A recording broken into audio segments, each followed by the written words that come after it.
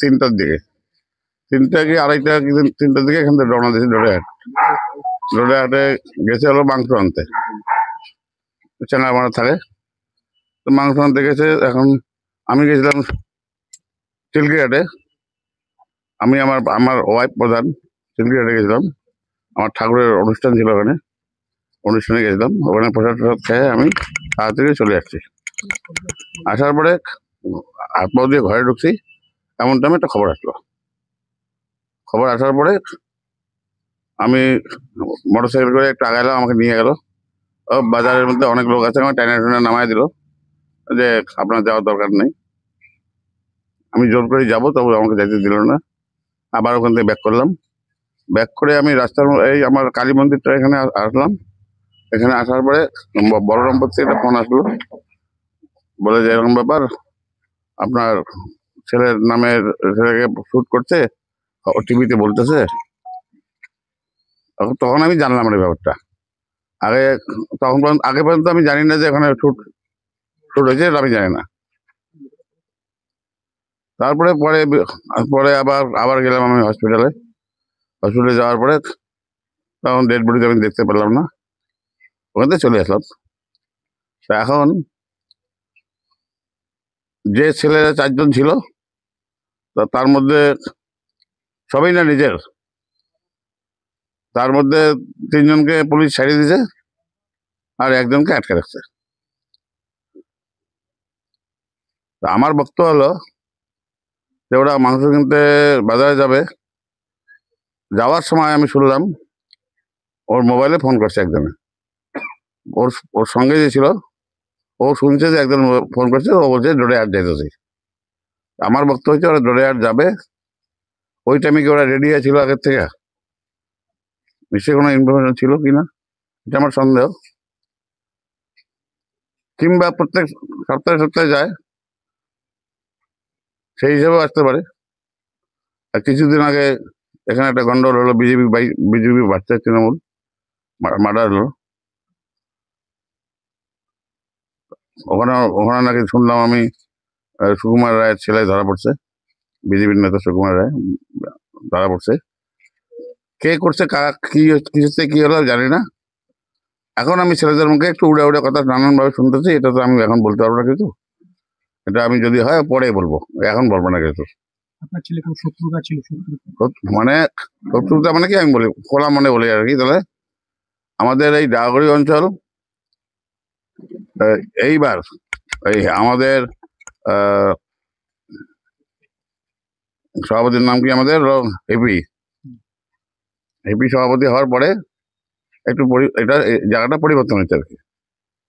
পরিবর্তন হওয়ার পরে টোটাল দায়িত্বটা পালন করছে আমার ছেলে। তারপরে এমনও কানে আসছে যে আমার ওয়াইফ যখন দাঁড়াচ্ছে ভোটে, অনেকে অরসি ছিল যে আমার বহুকে যেন, মানে সাধারণ মানুষ না, নেতাদের মধ্যে, দলের নেতাদের মধ্যে যারা পুরানা নেতা ছিল, তাদের মধ্যে মানে ইচ্ছা ছিল না যে আমার সে ভোটে দাঁড়াক, সেই দাঁড়ালে তাকে প্রদান করতে হবে, এই ধরনের একটা ওদের মনের মধ্যে ভাবনা ছিল।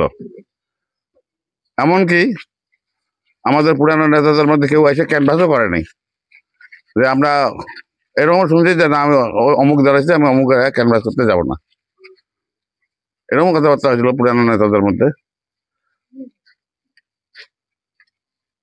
মানে সত্য তো আছেই, কারণ টোটাল আমাদের ডাগাগুড়িতে পঞ্চায়েতের যে নির্বাচনটা হয়েছিল, কোনো রকম কোনো গন্ডগোল হয় নাই, একদম পিসফুল সুন্দরভাবে নির্বাচন হয়েছে।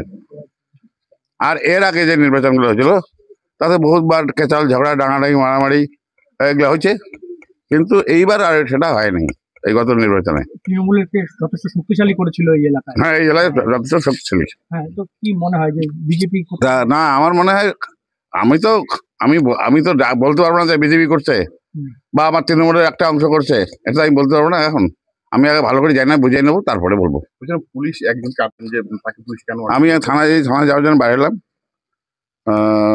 কালকে ডাকছিল, তো আমি যেতে পারিনি কালকে। আমি শরীর আমার এমনি খারাপ, আমি এমনি অসুস্থ, তার মধ্যে একটু ট্যুরে গেছিলাম, ওখান থেকে আসতে বিকেল 3টার সময় আসছি। মানে রাজনীতিতে শত্রু তো আছেই, মানে কে বড় হবে কে ছোট হবে, আমি দায়িত্ব পেলে আপনি পাবেন না, এই ধরনের একটা তো ভাব আছেই। এখন কোথার থেকে কি হলো আমি এটা যতক্ষণ পর্যন্ত জিজ্ঞাসা করবো না, নেতাদের সঙ্গে কথা বলবো না, ততক্ষণ পর্যন্ত কিছু এটা বর্তমানে বলতে পারবো না। কিন্তু যাকে আটক করেছে তার নাম পরিচয় কিছু জানতে পেরেছে? তার নাম আমি জানি, তাই সে আমাদের ডাগাগুড়ি অঞ্চলের বাসিন্দা। আহ, একসময় বিজেপি করতো, একসময় তৃণমূল করে, ছেলের বন্ধু বান্ধবের মধ্যে পড়ে।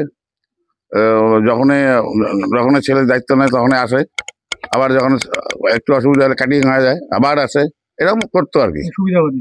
হ্যাঁ, মানে ওটা আমি তো বলবো না সুবিধাবাদী কি সুবিধাবাদী না। কি নাম? ওর নাম হচ্ছে অরূপ অরূপ রায়।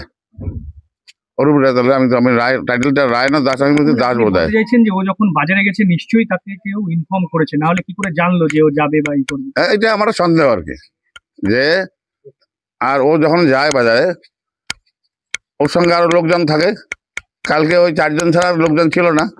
তা 4 জনের মধ্যে একজন তো আমার হলো নাতি, এই আমার এই পিছনের বাড়ি, একজন নাতি, ওকে তো আমার কোনো সন্দেহই নাই। আর ওর আরেকটা ছেলে ছিল, ওর নাম ভোলা, ওকেও আমি সন্দেহ করি না। আর যেটা অরূপ নামে, ও বউর বন্ধু, কিন্তু এখন ভেতরের ব্যাপারটা কি আমি এখন চট করে বলতে পারবো না। ওর কাছে কি ফোন এসেছিল? না, ফোন আসছিল আমার ছেলের কাছে। ছেলে যখন রোডে হাট মুখে যায় আর কি, তখন ফোন আসছিল একটা, তা ওটা আমি আজকে এখন শুনলাম যে যাওয়ার সময় আমাকে ওই যে ছেলেটা এখানে তাপস নামে ছেলেটা, আমার নাতি, ও বললো যে দাদু আমরা কালকে যখন যাই তখন কাকার মোবাইলে একটা ফোন আসছে। তা আমি আর তুমি তো কাকাকে জিজ্ঞেস না কে ফোন করলো, কাকা কি বলবে আমাকে এখন, এই জন্য আমি জিজ্ঞেস করি নাই, তো ও বলে নাই আর কি। সেটা আমি এখন পুলিশকে ইনফর্ম করার জন্য আমি বলবো পুলিশকে যে এই ব্যাপারে কল কাটিয়ে দেখেন আপনারা। তা আবার এটাও শুনলাম যে কালকে ওদের মোবাইলে পাসওয়ার্ড পায় নাই, হয়তো সেই জন্য মোবাইল খুলতে পারে নাই, এটাও হতে পারে। সেই কি ব্যাপারটা আমি এই জন্য পরিষ্কার করে আগে থানা না গেলে তো বুঝতে পারবো না। আপনারা কি চাচ্ছেন এখন? আমি তার দোষী সাজা পাক, এটা আমি চাবই। পুলিশের উপর আস্থা আছে? আর পুলিশের উপর তো আস্থা আছেই, পুলিশের উপর আস্থা আছে, পুলিশের উপর আস্থা না চালাতে হবে না। মানে আমি চাই দোষী সাজা পাক, এবং আমি এটা বলবো পুলিশকেও বলবো, কালকে আমি এসপি সাহেবকেও বলছি যে আমি আপনার সঙ্গে পরে দেখা করছি। আমি হসপিটালে এগুলো এত লোকের সামনে তো কথা হবে না। আমি বলছি স্যার আমি আপনার সঙ্গে কালকে দেখা করব বা পরে দেখা করব, আমি আগে এই এই ঝঞ্ঝাটটা আগে দূর করি, তারপরে আমি নিরলে আপনার সঙ্গে কথা বলবো। ছেলে কি কাজকর্ম করছে? আমার ছেলে ওর এই গাড়ি ঘোড়া আছে, গাড়ির ব্যবসা। ডাম্পার গাড়ির ব্যবসা আছে, ডাম্পার আছে, এমনি মানে শৌখিনদার ছেলে আর কি আমার। মানে এই একটা কর্পিও নিয়ে আসলো, ওটা বিক্রি করে দিল, আবার 2 মাস পরে আবার একটা নিয়ে আসলো, এইটা বাদ দিয়ে আরেকটা নিয়ে আসলো, এরকম করে আর কি। আমি অনেক সময় ভাগাভাগি করি, তা আমি ওর শখ আছে, ও করবে, আমি তো ওর কাছে পয়সা চাই না, আমি ওর কাছে পয়সা চাই না, আমারটা দিয়ে আমরা চলি।